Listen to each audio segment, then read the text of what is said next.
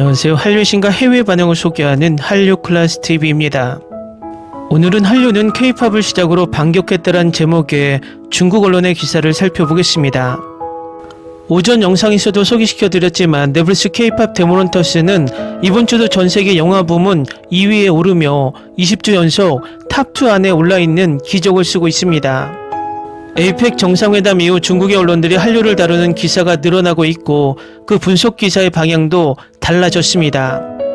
기존에는 한류를 무조건 폄하하거나 한류와 중국 문화를 비교하며 중국 문화를 억지로 띄우려는 기사가 99%였지만 이제는 가급적 한류를 정확하게 분석하려는 모습이 보입니다.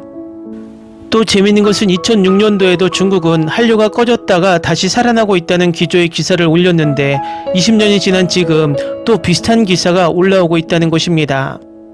물론 중국 특유의 억가 부분도 있지만 전체적으로 잘 분석한 기사입니다. 엄청나게 기사가 깁니다. 바로 살펴보겠습니다. 방탄소년단과 블랙핑크에 이어 세 번째 K-팝 월드 슈퍼스타 그룹 헌트릭스가 탄생했습니다. 하지만 그들은 영화 K-팝 데모넌터스에 나오는 가상의 아이돌 그룹입니다. 지난 6월 20일 넷플릭스가 개봉하고 소니가 제작한 영화 K-팝 데모넌터스가 스트리밍 미디어에 공개돼 넷플릭스 역사상 가장 많이 본 오리지널 애니메이션 영화로 빠르게 자리매김했습니다.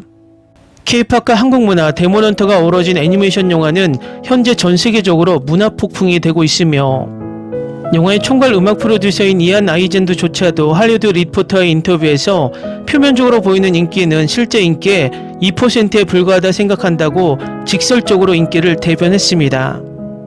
영화 싱글 골든이 빌보드 핫100 싱글 차트 1위를 차지했고 중고거래 사이트 번개장터는 플랫폼을 통해 해외에서 한국 상품을 직접 구매하는 건수가 전년 동기 대비 78% 증가했다고 밝혔습니다.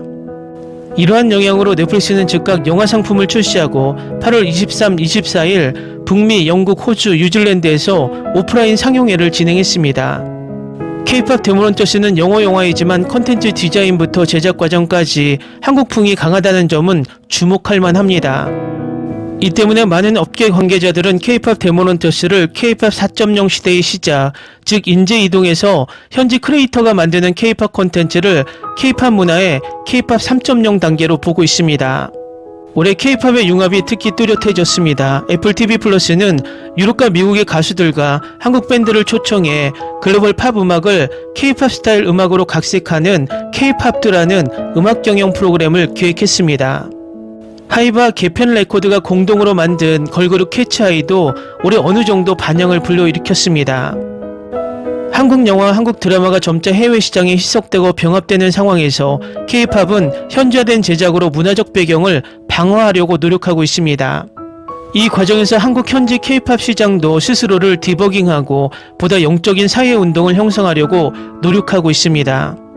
결국 K-팝은 새로운 시대를 열 수도 있고 한국 영화와 TV의 발자취를 따라갈 수도 있지만 위험과 기회는 여전히 변수로 가득 차 있습니다. K-팝 데모넌터스를 본 관객들도 한국풍이 가득하다는 같은 느낌을 받았을 것입니다. 영화에서 이렇게 순수한 한국의 풍미를 유지할 수 있는 것은 제작진의 뿌리를 두고 있습니다. 영화의 스태프의 거의 3분의 2가 한국인과 한국계이며 모두 주요 직책을 맡고 있습니다. 이 때문에 영화 속에서는 김밥, 남산타워 등 곳곳에서 한국식 아이코닉한 요소를 볼 수 있는데 그 대표적인 것은 노래쇼부터 틱톡 챌린지까지 현실을 거의 완전히 모방한 한국 대중음악 산업 시스템입니다.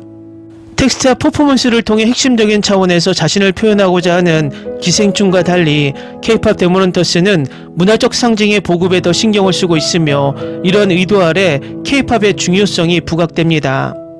다만 K-팝을 잘 활용하는 것은 어렵지 않지만 세상이 K-팝을 받아들이도록 하는 것은 어렵습니다. 영화 속 여러 곡의 작곡가인 이제는 이전에 10년의 연습생 경력이 있고 트와이스, 에스파 등 톱 스트림에서도 작품을 만든 적이 있어 편곡과 가사가 전통적인 K-팝 스타일을 띠고 있습니다.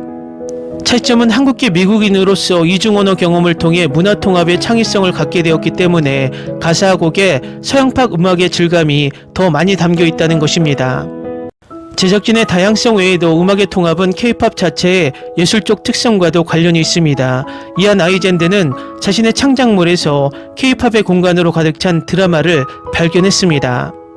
K-팝 노래의 밀도를 생각해보면 각 곡마다 수백 겹의 보컬을 통합하고 사운드 트랙이 매우 밀도가 높고 모든 것이 드라마틱한 긴장감과 에너지로 가득 차 있어 드라마틱한 공간을 완벽하게 채워줍니다. 영화 노래가 실제로 인기를 끌기 위해서는 더 높은 에너지, 더 많은 레이어가 필요한 경우가 많으며 K-팝의 아름다움은 만들 필요가 없고 거기에 있다는 것입니다. K-팝은 K-팝 데모런터스에서 K-팝을 콘텐츠의 하이라이트가 아닌 콘텐츠의 배경색으로 만드는 과감한 실험을 펼쳤다고 할 수 있으며 영어 대사와 할리우드 이야기조차도 여전히 K-팝의 예술적 매력을 더럽히지 않은 것으로 밝혀졌습니다.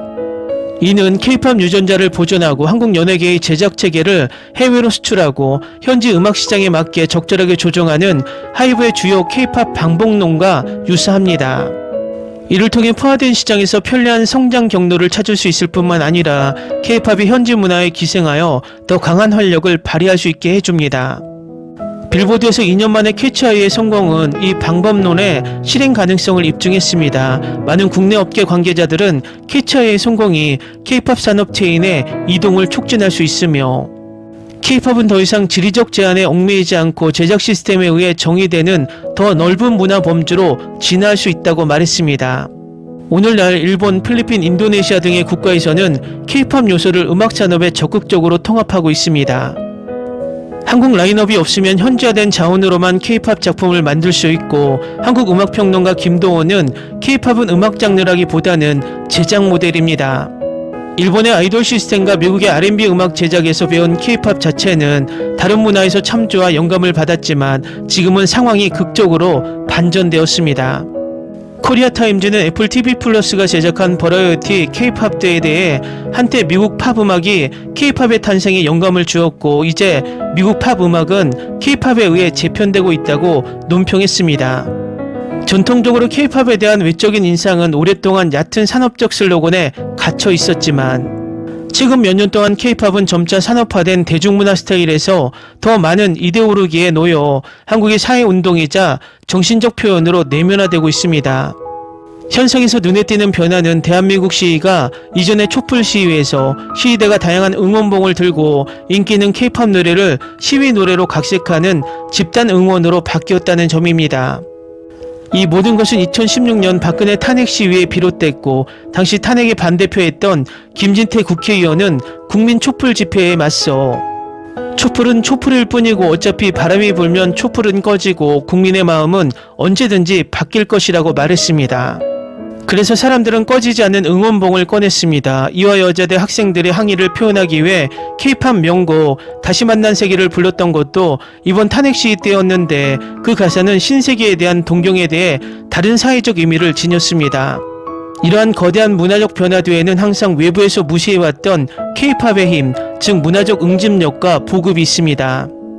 한편으로는 팬 응원 문화를 통해 그룹이 고도로 단결하여 슬로건을 표현할 수 있고 다른 한편으로는 K-팝은 종종 세뇌 멜로디를 가지고 있으며 단순하고 직접적인 가사는 빠르게 공유되고 이해되는 문화적 표현을 만들 수 있습니다. K-팝은 서로 다른 그룹을 효율적으로 연결하고 문화적 가교를 형성할 수 있다고 할 수 있습니다. 한류연구센터 소장이자 서울대학교 미디어학과 교수인 홍석경 교수는 한류는 문화적 사회적 차원에서 세상을 바꿀 수 있는 잠재력을 가지고 있습니다. 일부 국가에서는 한류가 정치적으로 매우 영향력이 있으며 모든 사람이 일부 목표를 달성하기 위해 한류를 동원할 수 있습니다. 한류가 어떤 곳에서 중요한 사건으로 이어질지 주목해야 하지만 특히 10대들이 정치적으로 매우 무관심한 지금은 말이 됩니다. 일반적으로 한류에 대한 관심은 국민의 선택이지 지식인들이 자신의 미학과 취향에 따라 영향을 받는 것이 아닙니다. 이러한 종류의 연결성은 서로 다른 문화적 환경에 배치될 때 특정 집단 효과를 형성하기도 합니다. 홍 교수는 미국에서 더 많은 흑인과 라틴계 청소년들이 자신의 정체성을 표현하기 위해 K-팝을 사용한다고 관찰했습니다. 계급 이슈가 더 중요한 유럽에서는 K-팝과 관련된 중산층 청년 문화의 형성이 더욱 중요합니다. K-팝의 무한 공간은 한국인들에게 자신의 이념을 표현할 수 있는 기회를 제공할 뿐만 아니라 전세계 다양한 그룹이 각자의 합의에 도달할 수 있게 해줍니다. 즉 K-팝은 집단 소셜 코드워드가 되었고 이 코드워드의 확산은 막대한 영향력을 형성하고 있습니다. 스포티파이에 따르면 2023년 K-팝 스트리밍은 2018년 대비 글로벌 시장에서 362%, 미국에서 182% 증가했습니다. K-팝이 특히 인기 있는 동남아시아에서는 같은 기간 스트리밍이 423% 증가했습니다. 한류는 지금 전 세계적으로 꽃을 피우고 있는데 이는 1998년 김대중 대통령의 연설에서 언급된 문화국가 건설론과 무관하지 않습니다. 문화산업의 가치를 높이는 것은 거의 모든 대통령이 분명히 표현하는 태도입니다. 이재명 대통령이 집권하면서 문화국가 건설 전략이 다시 한번 중요한 위치에 놓였습니다. 취임식에서 그는 문화예술을 적극 지원함으로써 문화강국이 되고 글로벌 콘텐츠 표준을 다시 쓰고 세계 5대 소프트파워 국가 중 하나로 선정될 것이라고 강조했습니다. 이러한 야심찬 목표 뒤에는 한국 콘텐츠 산업의 급속한 발전이 있습니다. 한국문화체육관광부에 따르면 한국의 콘텐츠 산업 수출은 2005년 13억 1천만 달러에서 2023년 133억 4천만 달러로 급증했습니다.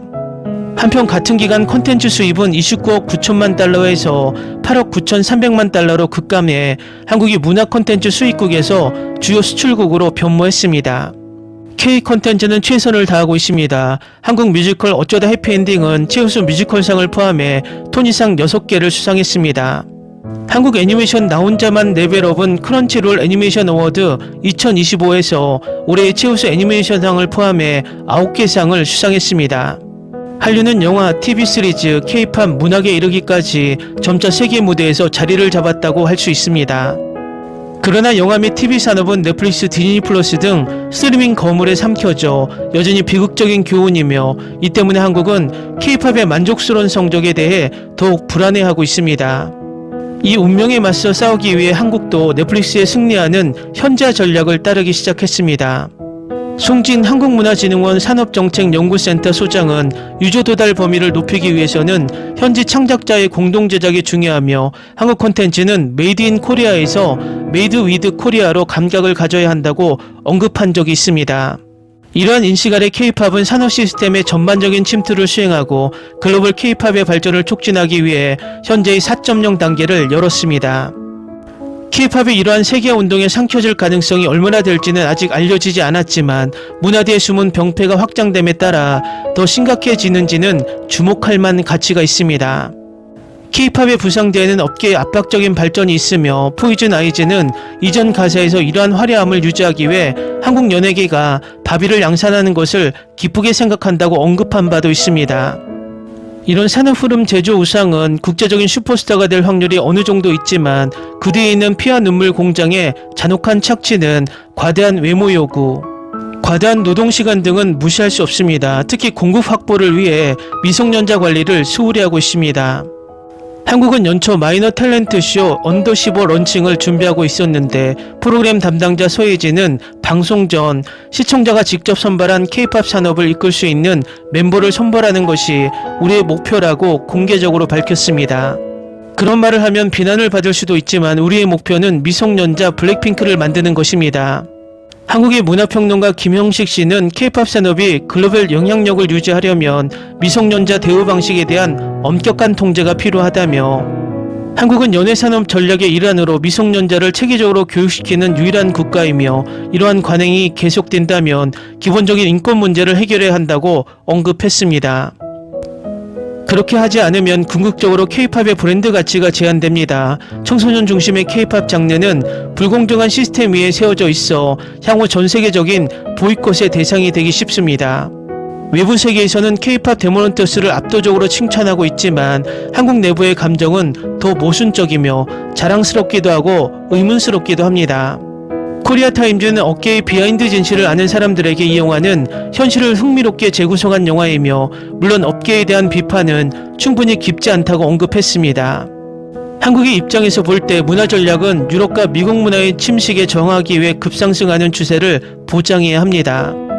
결국 가혹한 현실이 다가오고 있으며 엠페어 애널리스틱의 보고서에 따르면 2023년부터 2025년 상반기까지 한국 콘텐츠 주문이 20% 감소한 것으로 나타났습니다. 카니발을 만드는 것이 어려운 것은 사실이지만 카니발대의 혼란을 정리하는 것은 더욱 어렵습니다. 기사 잘 보셨나요? 중국 기사이지만 우리가 생각할 요소가 곳곳에 있습니다. 가장 흥미로운 것은 한국 시민이 민주주의를 위해 응원봉을 들었던 시위 문화를 중국 언론에서 소개하는 것은 최초일 것입니다. 솔직히 독재 국가인 중국의 시민들이 민주주의를 위해 저항하는 모습을 기사에 쓴다는 것은 위험할 수 있습니다. 어쨌든 한류를 폄하만 하던 중국 언론의 기조가 서서히 바뀌고 있음을 이 기사로 느낄 수 있습니다. 저는 개인적으로 이 중국 기자에게 돌려주고 싶은 말이 있습니다. 카니발을 만들지도 못한 나라에서 남의 나라의 카니발을 논할 자격은 없다.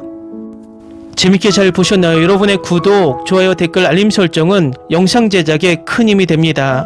이 영상을 보신 모든 분들 항상 대박 나시고 행복하시길 바랍니다.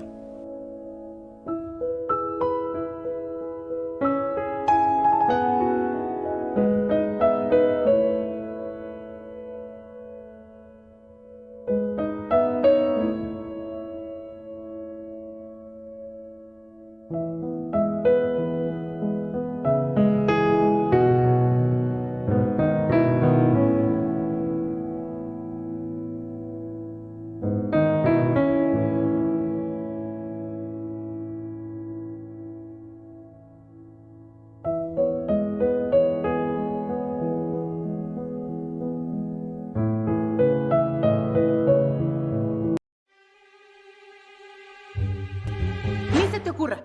Olvida el ganso y los tomates. No hables de las ballenas. No es un acuario.